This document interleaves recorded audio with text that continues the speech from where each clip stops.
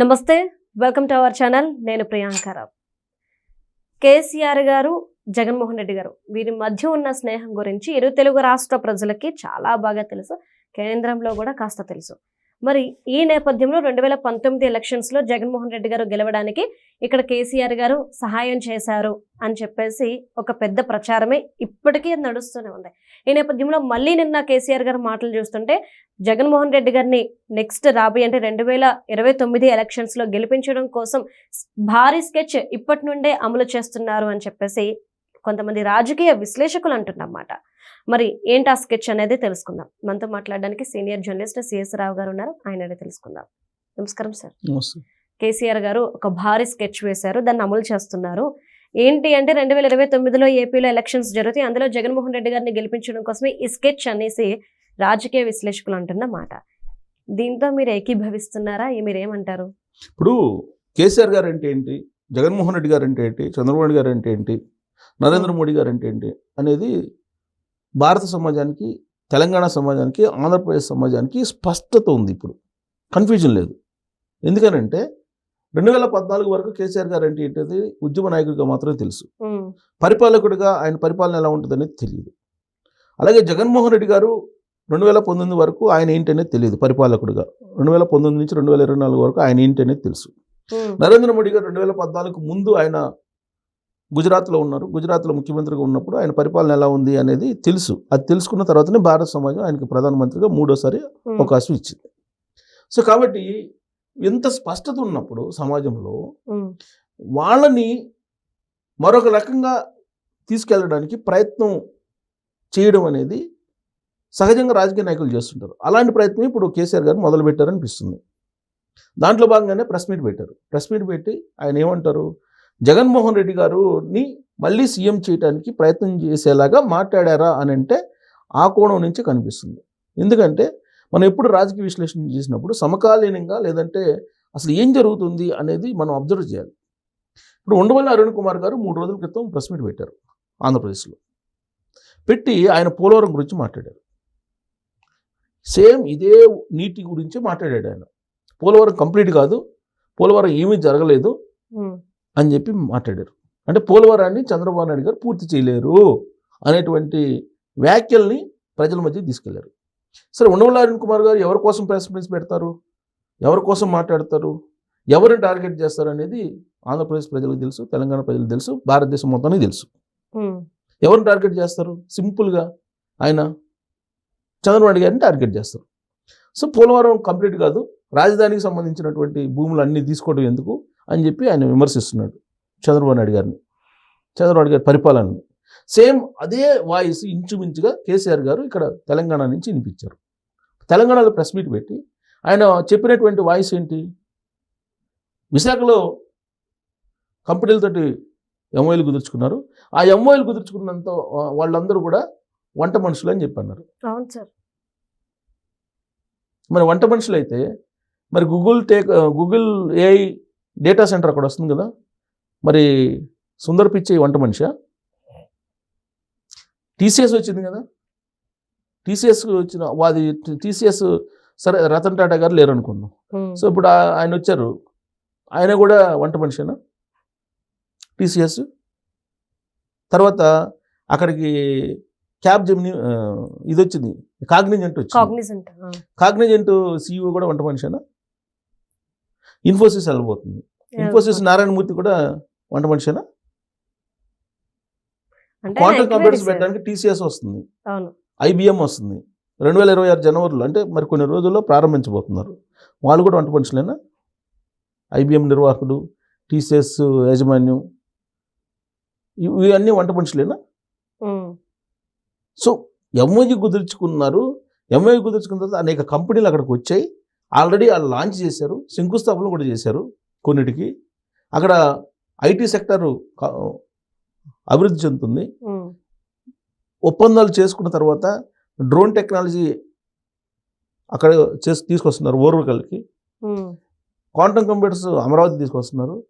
Electronic city already electronic హబ్గా తిరుపతి ఉంది. వైజాగ్ని IT హబ్గా మారుస్తున్నారు. భోగాపురం ఎయిర్పోర్ట్ పూర్తి అవుతుంది. ఇన్ని జరుగుతున్నాయి. అమరావతి రాజధానికి సంబంధించిన నిర్మాణం వేగంగా జరుగుతుంది. ఇవన్నీ జరుగుతున్నప్పుడు అక్కడ ఎంఓఏలు కూర్చున్న వంట మనుషులతో కుదుర్చుకున్నాడు, అక్కడ ఏం చేయట్లేదు అని చెప్పేసి కేసీఆర్ గారు అంటుంటే విచిత్రమైన పరిణామం ఏం తెలుసా? హరీష్ రావు గారు కానీ కేటీఆర్ గారు కానీ గత కొన్ని రోజుల క్రితం వాళ్ళు మాట్లాడింది ఏం తెలుసా? కేంద్రంలో ఎన్డీఏలో భాగస్వామి తెలుగుదేశం పార్టీ, అందువల్ల ఆంధ్రప్రదేశ్ అభివృద్ధి చెందుతుంది, ఆ తరహాలో అభివృద్ధి మనకు లేదని చెప్పేసి కేటీఆర్ గారు హరీష్ గారు గత కొన్ని రోజుల క్రితం మాట్లాడారు. వాళ్ళేమో అభివృద్ధి అంటున్నారు, ఈయనేమో బోగస్ అంటున్నారు. ఈయనేమో వంట మనిషి బోగస్ అంటున్నాడు. అంటే జగన్మోహన్ రెడ్డి గారు ఏదైతే మాట్లాడుతున్నారో అదే మాట్లాడుతున్నట్టు అనిపించట్లేదా సార్? అంటే ఇంకొక విషయం ప్రస్తావించాలనిపిస్తుంది. జగన్మోహన్ రెడ్డి గారి పుట్టినరోజు అయితే నిన్న అమీర్పేట సరౌండింగ్స్ లో ఒక ర్యాలీ నిర్వహించారంట.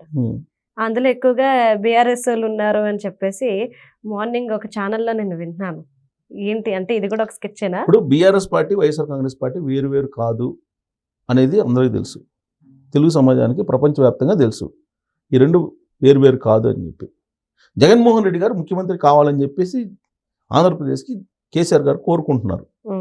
ఎందుకు కోరుకుంటున్నారు అని అంటే జగన్మోహన్ రెడ్డి గారు అయితే కనుక ఆయన ఏదనుకుంటే అది జరిగిద్ది తెలంగాణలో.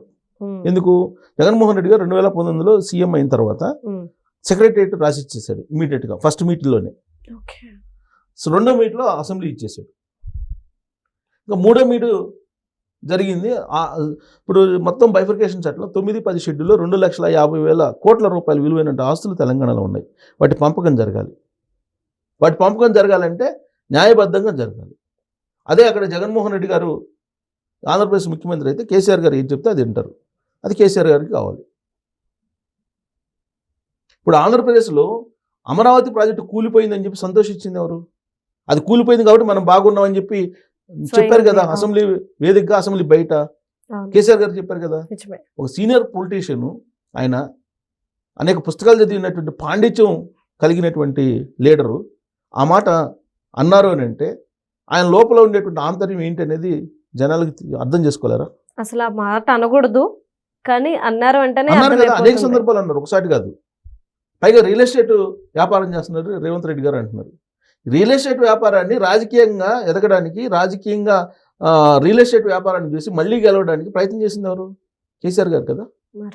నేను ముఖ్యమంత్రిగా ఉన్నాను కాబట్టి తెలంగాణలో రియల్ ఎస్టేట్ బాగుందని చెప్పి అసెంబ్లీలో, అసెంబ్లీ బయట, ఎన్నికల ప్రచారంలో 2023 చెప్పింది ఎవరు?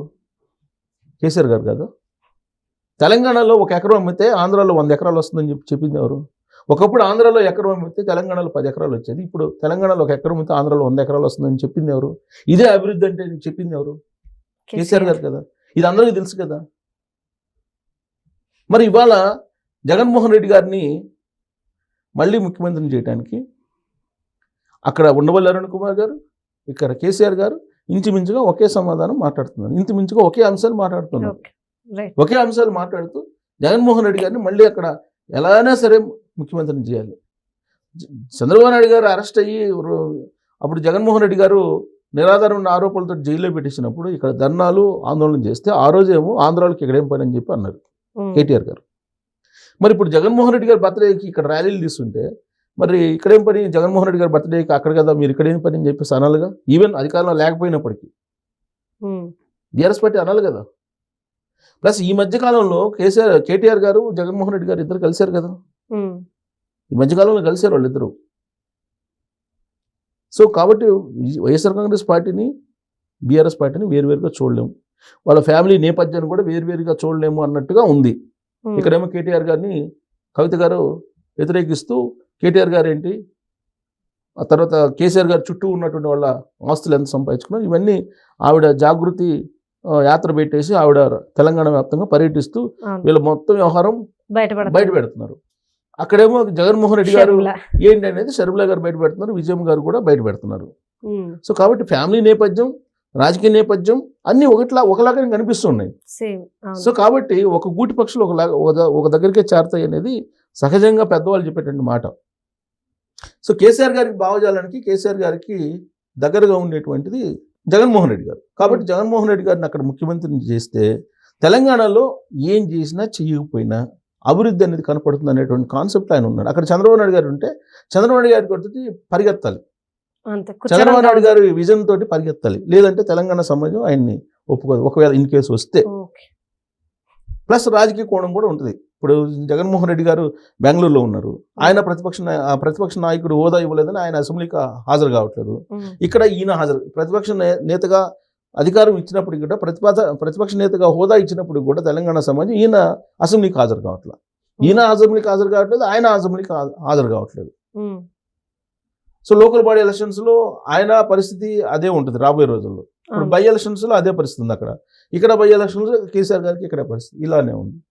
సో కాబట్టి వీళ్ళిద్దరూ ఒకరికొకరు సహకరించుకుంటారు. సామదాన భేద దండోపాయాలు ఉపయోగించి 2019లో ఏ విధంగా అయితే జగన్మోహన్ రెడ్డి గారిని అక్కడ ఆంధ్రప్రదేశ్లో సీఎం కుర్చీలో కూర్చోబెట్టారు, అదే తరహాలో కూర్చోబెడితే తప్ప తనకి మనుగడ ఉండదు అనేటువంటి ఉద్దేశం బహుశా ఉండొచ్చు కేసీఆర్ గారికి.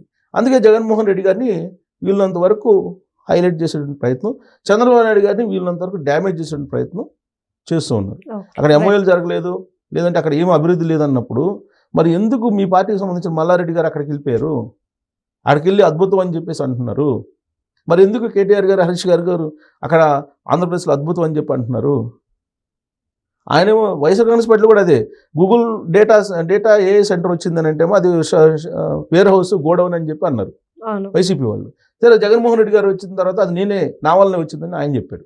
ఇక్కడ కేసీఆర్ గారు ఏమో చంద్రబాబు నాయుడు గారి పరిపాలన అద్భుతం అని చెప్పి వాళ్ళ పార్టీ వాళ్ళు అంటుంటే ఈయన వచ్చేసి అదంతా వంట మనుషులతో ఒప్పందం కూర్చుకున్నారు అని అంటాడు. అంటే వీళ్ళకి ఒక క్లారిటీ లేనటువంటి పరిస్థితి. అంటే సరైన దిశానిర్దేశం లేదు. అలాంటి సిచ్యువేషన్ ఎప్పుడు వస్తుంది?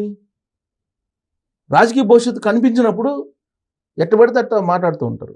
అవసరానికి తగ్గట్టు యుద్ధంలో ఓడిపోయేటప్పుడు లాస్ట్లో చెప్తారు, యుద్ధంలో ఓడిపోయేటప్పుడు రాజనీతి అనేది ఉండదంట, యుద్ధ నీతి అనేది ఉండదంట, ఎట్టబడితే అట్ట కత్తి తిప్పేస్తారంట. అలాంటి పరిస్థితి ఉన్నట్టు అనిపిస్తుంది వీళ్ళ మాటలు బట్టి. Okay, right. Thank you so much sir.